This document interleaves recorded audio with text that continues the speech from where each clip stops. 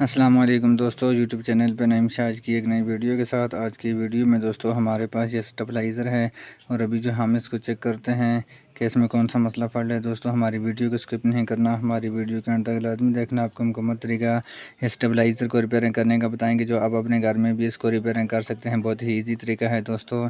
अभी हम video start करते हैं। दोस्तों आपने इसको चेक करते हैं कि इसमें कौन सा मसला फॉल्ट है जिस वजह से ये काम नहीं कर रहा। दोस्तों अभी जो है हम इसको सॉकेट में लगा के हम इसको चेक करते हैं। ये देखें दोस्तों, इसका जो ब्रेकर है इसको भी हम ऑन करके चेक करते हैं। ये देखें दोस्तों, इसका जो है ये मीटर जो है ये भी काम नहीं कर रहा। और उसके बाद देखें ना ही इसके ब्रेकर से कोई एम्पेयर आ रहे हैं। दोस्तों अभी जो है हम इसके आउटपुट वाली साइड पे हम इसका एलईडी बल्ब लगाते हैं और फिर उसके बाद हम इसको एलईडी बल्ब लगा के हम इसको चेक करते हैं कि क्या इसका आउटपुट से हमारा जो एलईडी बल्ब है ये काम कर रहा है कि नहीं। दोस्तों अभी जो है हम इसको इस तरह लगा के चेक करते हैं। ये देखें दोस्तों, हमारा जो एलईडी बल्ब है ये भी काम नहीं कर रहा। और उसके लिए दोस्तों अभी जो है हम इसको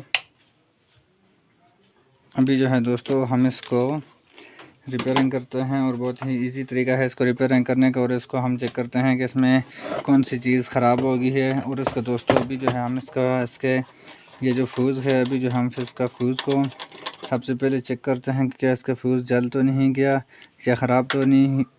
ये देखें दोस्तों, इसका फ्यूज़ तो लगता ठीक है, पर अभी हम इसको डिजिटल मीटर जो है इसके साथ हम इसको डीप पे लगा के फिर हम इसको चेक करते हैं। दोस्तों ये देखें, अभी जो है हम इसको हमारा जो ये फ्यूज़ है ये बिल्कुल ठीक है, ये जला हुआ नहीं है। दोस्तों अभी जो है हम इसको खोल के इसको चेक करते हैं कि इसके अंदर कौन सा ऐसा फॉल्ट आ गया है जिस वजह से ये काम नहीं कर रहा। दोस्तों उसके लिए आपने इसके ऊपर वाली साइड पे इसका जो कवर है, आपने इसके स्क्रू को खोलना है सबसे पहले।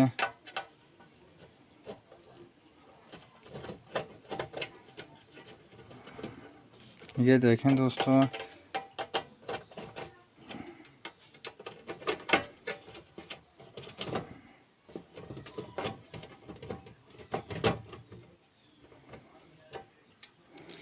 इसके आपने स्क्रू वगैरह इस तरह आपने खोल देने हैं। और उसके बाद इसके ऊपर जो इसका कवर है इसको आपने ऊपर से हटा देना है दोस्तों। और उसके बाद अभी जो है हम इसको चेक करते हैं कि इसका ब्रेकर ख़राब हो गया है दोस्तों, कि इसके अंदर इसकी वायर वगैरह जल गई है, कि इसके अंदर और कोई मसला प्रॉब्लम है जिस वजह से ये काम नहीं कर रहा। दोस्तों अभी जो है हम इसके अंदर इसकी वायर वगैरह को चेक करते हैं। ये देखें दोस्तों, इसकी ये जो एसी वाली इनपुट वाली जो वायर है, अभी जो है हम इसकी इनपुट वाली वायर जो है सबसे पहले इसको चेक करते हैं कि क्या हमारी जो इनपुट वाली वायर है वो ठीक है कि वो ख़राब हो गई है। और उसके बाद फिर जो है हम इसका ब्रेकर भी चेक करेंगे। सबसे पहले हम इसकी दो वायर जो हैं, दोनों वायर को आपने डीप पे लगा के उसके बाद फिर जो है दोस्तों आपने इसको चेक करना है। ये देखें दोस्तों, एक वायर जो है इसकी ये तो ठीक है, पर अभी दूसरी वायर को हम लगा के चेक करते हैं। ये देखें, इसकी दूसरी जो इनपुट वाली वायर है वो वाली वायर जो है ये सामने से आई हुई है। और ये वाली वायर भी बिल्कुल ठीक है, इसकी वायर के अंदर कोई मसला नहीं है। दोस्तों ये देखें, और अभी उसके बाद इसका आपने सबसे पहले इसका ब्रेकर चेक करना है। आपने ये इस ब्रेकर को ऑन करके इसको चेक करते हैं। दोस्तों इसका जो ब्रेकर है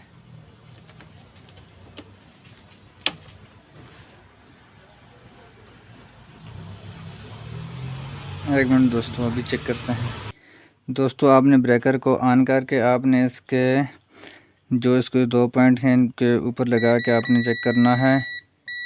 ये देखें दोस्तों, इसका ब्रेकर भी जो है ये बिल्कुल ठीक है। अभी जो है इसका ट्रांसफार्मर से जो वायर आउटपुट वाली साइड पे आई हुई है, हमने उन वायर को चेक करते हैं कि इसकी वायर कोई ख़राब हो गई है, कि जल गई है, कि इसमें कोई और ऐसा मसला फॉल्ट आ गया जिस वजह से हमारा जो स्टेबलाइज़र है ये बिल्कुल ख़राब हो गया है। इसकी ये वायर जो है लाइट वाली ये भी ठीक है दोस्तों। और उसके बाद इसकी वायर सब, इसके अंदर जो वायरें हैं उनको हम चेक करते हैं, और चेक करने के बाद फिर जो है हम इसको रिपेयरिंग करेंगे कि इसके अंदर इसका ट्रांसफार्मर जल गया है, कि इसका सर्किट ख़राब हो गया है, कि इसके अंदर कोई और मसला प्रॉब्लम भी है दोस्तों। इसका स्विच जो है ये भी ठीक है, और इसके अंदर इसका जो ये सर्किट है, ये वायर जो है दोस्तों ये आपको ये टूटी हुई नज़र आ रही है। अभी जो है हम इस वायर को इसके सर्किट के साथ, इसके पॉइंट जो है इसके साथ लगा के हम इसको चेक करते हैं कि क्या इसकी वायर जो ये टूटी हुई है ये ट्रांसफार्मर से, ये इनपुट वाली वायर है दोस्तों। और ये वाली जो है डीसी 12 वोल्ट की जो ये वायर है, इसको हम काबिये के साथ इसको पेस्ट वगैरह लगा के आपने इस तरह अच्छे तरीके से इसको सोल्डरिंग करना है। और सोल्डरिंग करने के बाद फिर हम इसको लगा के चेक करेंगे कि क्या इसकी वायर जो है ये टूटी हुई थी, इसी का मसला था कि इसके अंदर इसका ट्रांसफार्मर भी जल गया है दोस्तों। अभी जो है हम इसको लगा के चेक करते हैं।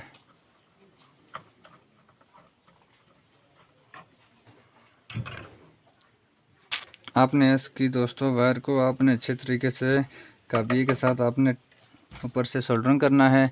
और सोल्डरिंग करने के बाद फिर जो है इसको आपने दोबारा से लगा के इसको चेक करना है कि क्या इसके जो वायर डीसी वाली वायर टूटी हुई थी, इसी का मसला था कि इसके अंदर और भी कोई मसला प्रॉब्लम है दोस्तों। अभी जो है हमने इसकी ये वायर जो है इसको तो सोल्डरिंग कर दिया है, और उसके बाद इसका फ्यूज़ भी ठीक है। और इसका फ्यूज़ कवर जो है उसको हम चेक करते हैं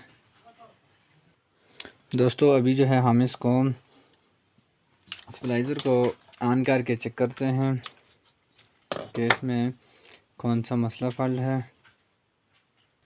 अभी जो है दोस्तों हम इसको, ये हमारे पास जो एलईडी बल्ब है, सबसे पहले हम इसको अब बोर्ड में लगा के चेक करते हैं।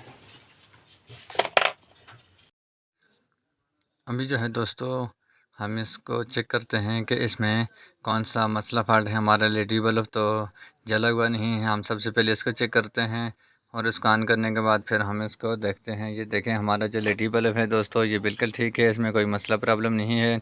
और दोस्तों अभी जो है हम इसको आफ्टर 220 पे हम अपना स्टेबलाइज़र को लगा के हम इसको चेक करेंगे कि क्या इसके अंदर कौन सा ऐसा फॉल्ट आ गया है जिस वजह से हमारा स्टेबलाइज़र जो है ये आउटपुट भी नहीं दे रहा। और इनपुट वाली वायरें तो ठीक हैं, पर आउटपुट वाली वायर जो है ये काम नहीं कर रही। इसके अंदर कौन सा ऐसा मसला प्रॉब्लम आ गया है दोस्तों। अभी जो हम इसको सॉकेट में लगा के एलईडी बल्ब को फिर हम इसको चेक करते हैं।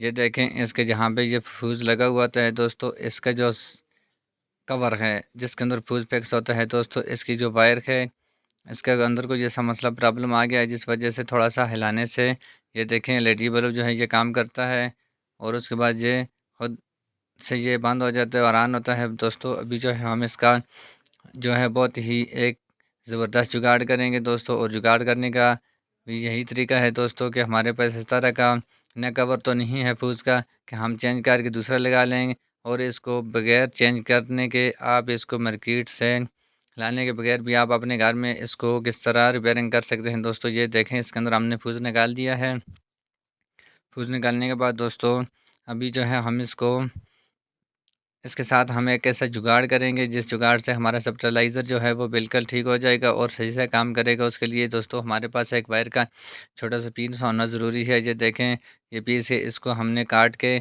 इसको 2 पीस करना है। और इसको 2 पीस करने के बाद हमने इसका जुगाड़ किस तरह करना है, बहुत ही ज़बरदस्त टेक्निक है दोस्तों, जो आपने आज से पहले किसी ने आपको ये नहीं बताया होगा कि आप अपने फ्यूज़ का कवर वगैरह जल जाए तो आप इसको किस तरह बगैर कवर के चला सकते हैं दोस्तों। उसके लिए ये हमारे पास ये फ्यूज़ है दोस्तों, और इसके हमने दोनों साइड जो है इसके इनपुट और आउटपुट इनके दोनों साइडों पे हमने ऊपर से काबिये के साथ थोड़ा सा आपने इसको ऊपर से सोल्डरिंग लगाना है।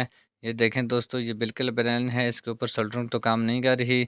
और उसके लिए आपने क्या करना है, आपने दोस्तों इसके ऊपर आपके पास टेस्टर, ये नॉक वाली कोई भी ऐसी चीज़ हो, कील वगैरह, तो उसके साथ आपने इसके ऊपर से थोड़ा सा रगड़ देना है। ये देखें दोस्तों, इसके रगड़ने का फ़ायदा ये होगा कि आपका जो पॉइंट है, ये आप सोल्डरिंग करोगे तो वायर के साथ जो अच्छी तरीके से मजबूती से ये वायर के साथ स्पूज के साथ ये सोल्डरिंग होगा। उसके लिए दोस्तों इस तरह आपने इसको ऊपर से थोड़ा सा इस तरह आपने इसको ऊपर से टेस्टर के साथ या किसी भी चीज़ के साथ आपने इसको इस तरह रगड़ देना है। दोनों साइडों से इनपुट वाली और आउटपुट वाली वायर से आपने इसको अच्छी तरीके से इस तरह सोल्डरिंग रगड़ देना है। और उसके बाद फिर आपने इसके बाद जो छोटे पीस आपको मैंने वायर के बताए थे, वो वाले आपने छोटे से पीस जो हैं वो आपने दोनों उन इनपुट और आउटपुट वाली साइड पे आपने लगाने हैं और उसके ऊपर आपने अच्छी तरीके से सोल्डरिंग करना है। दोस्तों ये बहुत ही ज़बरदस्त तरीका है दोस्तों, जो आप अपने घर में भी बहुत ही आसान तरीके से आप इस तरह आप इसको सोल्डरिंग करके आप अपने स्टेबलाइज़र को ख़राब और जले हुए फ्यूज़ को भी किस तरह आप रिपेयरिंग कर सकते हैं। बहुत ही ईजी तरीका है दोस्तों। आपने इस तरह आपने इन दो इनपुट और आउटपुट वाली वायर के ऊपर आपने थोड़ी सी कली लगा देनी है। कली लगाने के बाद फिर जो है दोस्तों, आपने इनके ऊपर ये जो वायर है, आपने इस वायर को इसके ऊपर रख के आपने सोल्डरिंग करना है। ये देखें दोस्तों, हमारे पास ये वायर है और इस वायर को हम इसके साथ लगा के हम इसको सोल्डरिंग करते हैं। ये देखें दोस्तों, इसको आपने अच्छी तरीके से सोल्डरिंग कर देना है और सोल्डरिंग करने के बाद आपने इसके ऊपर छोटे छोटे पीस लगाने हैं और पीस लगाने का फ़ायदा भी आपको बताएंगे और किस जगह पे आपने इसको लगा के आप इसको चला सकते हैं दोस्तों। और इसके लिए आपने इसकी दूसरी वायर, इसकी जो फ्यूज़ है इसकी दूसरी पॉइंट के साथ भी आपने वायर को लगा देना है। दो साइड दोनों तरफ से आपने इसको ऊपर से सोल्डरिंग करना है और सोल्डरिंग करने के बाद फिर जो है दोस्तों, आपने इस तरह आपने इसको अच्छी तरीके से सोल्डरिंग करना है। उसके बाद आपने इसके ऊपर आपने टाइप लगाना है। टाइप लगाने न लगाने से आपका ट्रांसफार्मर या बॉडी के साथ इसका अर्थ होने से आपका स्टेबलाइज़र भी जल सकता है और आपके ट्रांसफार्मर भी ख़राब हो सकते हैं और सर्किट भी जल सकता है दोस्तों, और इससे इंसान को बहुत नुकसान हो सकते हैं। इसके लिए आपने इसके ऊपर इस तरह इनके इनपुट और आउटपुट वाली दोनों साइडों से आपने इसके ऊपर टाइप लगाना है दोस्तों। और टाइप लगा के फिर आपने इसको किस जगह पे लगा के आप इसका जुगाड़ कर सकते हैं। और जुगाड़ करने का बहुत ही इजी तरीका है दोस्तों। ये देखें, अभी जो है हमने इसको लगा दिया है इसके ऊपर टाइप वगैरह, और उसके बाद अभी जो है हम इसको ट्रांसफार्मर के साथ लगा के चेक करते हैं। ये देखें दोस्तों, इसका जो फ्यूज़ कवर है इसके आपने एक वायर एक साइड से आपने लगानी है, उसको आपने अच्छी तरीके से सोल्डरिंग करना है और इसके फ्यूज़ की दूसरी वायर जो है इसके दूसरी साइड पे आपने लगा देनी है।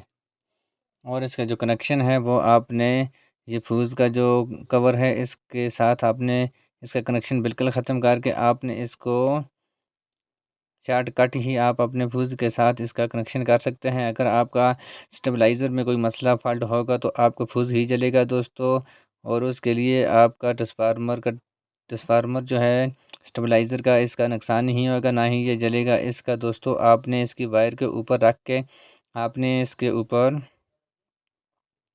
आपने टाइप वगैरह लाजमी लगाना है इसकी वायर के ऊपर, क्योंकि वायर के ऊपर भी इसके कवर होता है दोस्तों। और ट्रांसफार्मर के साथ इसका कनेक्शन नहीं करना, आपने इसको साइड ही पे रख के आपने इसके ऊपर बराबर कर देना है। और बराबर करने के बाद आपने इसके ऊपर सोल्डरिंग वगैरह लगा के उसके बाद हम आपको चेक करवाएंगे कि दोस्तों इस तरह आप अपने घर में किस तरह रिपेयरिंग कर सकते हैं। दोस्तों ये देखें, अभी जो है हम इसके ऊपर इसकी वायर के साथ हम अपना जो फ्यूज़ हमने इसका जुगाड़ किया था, ये बहुत ही ज़बरदस्त जुगाड़ है दोस्तों। आप इस तरह का जुगाड़ आप अपने घर में बहुत ही आसानी तरीके से कर सकते हैं दोस्तों। उसके लिए भी जो है हम इसको वापटा 220 पे लगाते हैं और वापटा 220 पे लगाने के बाद फिर जो है हम इसको चेक करेंगे दोस्तों। आपने इसको वापस बंद कर देना है और इसके आपने स्क्रू वगैरह को लगा के इसको आपने अच्छी तरीके से टाइट करके उसके बाद आप अपने फ्रीज़र वगैरह या कोई भी चीज़ हो तो इसके साथ आप आसानी से चला सकते हैं। और ये बहुत ही ज़बरदस्त जुगाड़ है दोस्तों। दोस्तों अगर आप हमारे चैनल पे नए हो तो हमारे चैनल को सब्सक्राइब करना और बेल आइकन के बटन को प्रेस करना ताकि हमारी नए आने वाली वीडियो आप तक पहुंच सके। अभी जो है दोस्तों हमने इसके स्क्रू वगैरह तो लगा दिए हैं और उसके बाद अभी जो है हम इसको चेक करेंगे। ये देखें दोस्तों, अभी जो है हमने वापटा 220 पे हमने इसको एसी वाली साइड पे लगा दिया है और ये एन वाली वायर है। और अभी जो है हम इसका स्टेबलाइज़र को चेक करते हैं कि क्या ये अर्थ तो नहीं हुआ, ये शार्ट तो नहीं है, इससे करंट भी लग सकता है। आपने उसको पहले चेक करना है और उसके बाद दोस्तों अभी जो है हम इसका ये जो देखें मीटर इसके आगे लगा हुआ है दोस्तों, वो चेक करते हैं। ये देखें मीटर भी जो है इसका काम कर रहा है। ये वापटा 220 पे ये बिल्कुल ठीक है ऐसी 220 पे। और इसकी ये जो ब्रेकर हैं, ब्रेकर भी काम कर रहे हैं दोस्तों। और उसके बाद अभी जो हम इसका एलईडी बल्ब लगा के चेक करते हैं। ये देखें हमारा एलईडी बल्ब भी बिल्कुल ओके हो गया है और इसका मसला प्रॉब्लम जो था वो ख़त्म हो गया है। खुदा हाफिज़। पाकिस्तान जिंदाबाद। नेक्स्ट वीडियो की इंतज़ार करना और कमेंट में ज़रूर बताना आपको वीडियो कैसी लगी। ये देखें हमारा जो स्टेबलाइज़र है ये बिल्कुल ओके हो गया है, इसमें ऐसा कोई मसला फ़ॉल्ट नहीं है।